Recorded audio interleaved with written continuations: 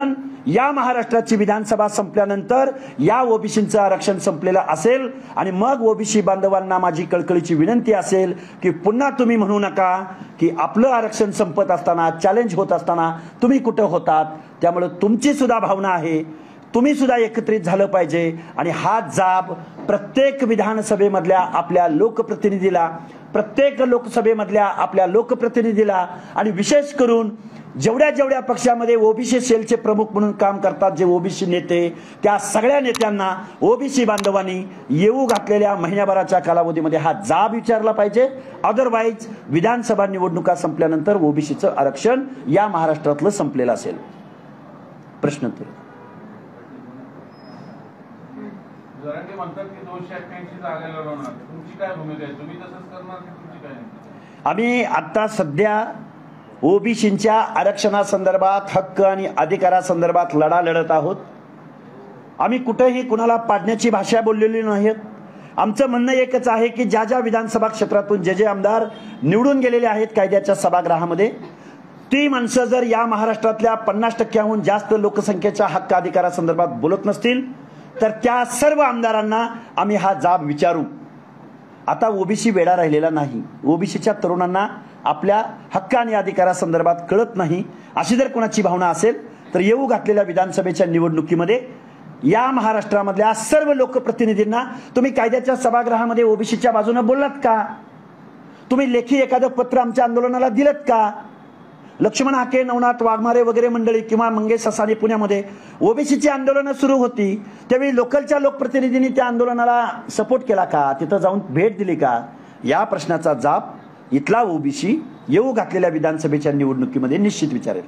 तुम्ही आता नेमदावून जास्त महाराष्ट्र फिरला तर मोठा उत्स्फूर्त प्रतिसाद मिळाला, गर्दी दिसली, मात्र ओबीसींच्या मनात काय आहे, काय प्रश्न आहे, लोक काय सांगतात तुम्हाला? ओबीसींच्या मनामध्ये एकच भावना आहे की ओबीसीचं आरक्षण हे टिकलं पाहिजे। ओबीसीला पंचायत राजमध्ये आरक्षण आहे, ओबीसीला विधानसभेमध्ये अथवा लोकसभेमध्ये आरक्षण नाही। लोकल बॉडीज मध्ये म्हणजे पंचायत राज, कुठेतरी सरपंच, कुठेतरी नगरसेवक, कुठेतरी एखादा महापौर बनतोय आणि हे सुद्धा जर संपलं असेल, गेल्या 3 वर्षापासून या पुरोगामी महाराष्ट्रामध्ये पंचायत राजच्या निवडणुका होत नाहीत। गेल्या 3 वर्षापासून पालकमंत्री प्रशासनामार्फत इथल्या नगर परिषदा, इथल्या पंचायत समित्या, इथल्या महानगरपालिका चालवत आहेत। ही लोकशाही आहे। प्रशासनामार्फत अनेक शहरामध्ये कारभार चालवला जातोय, ही लोकशाही आहे।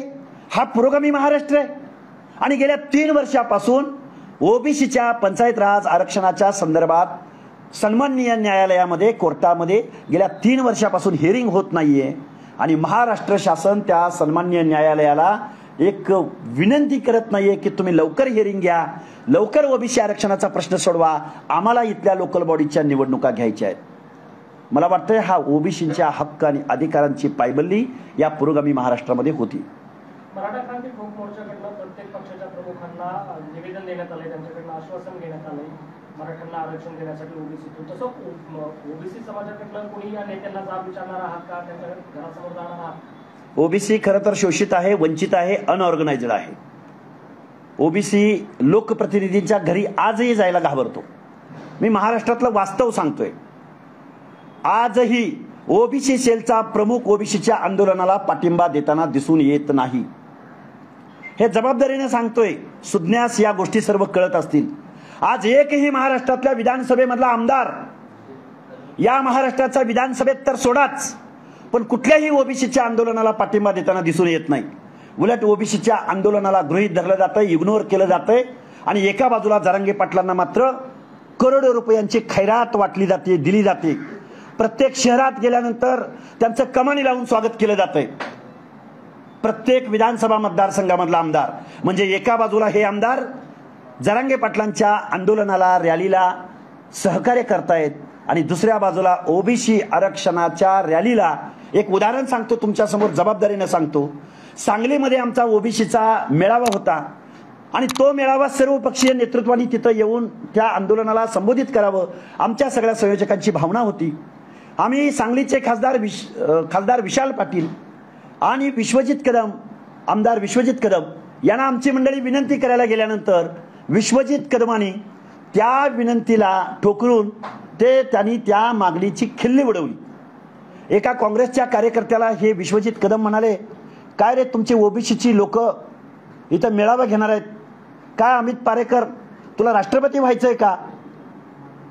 एवढं असंवेदनशील वक्तव्य विश्वजित कदम नावाच्या माणसानं सांगली जिल्ह्यामध्ये वक्तव्य केलं.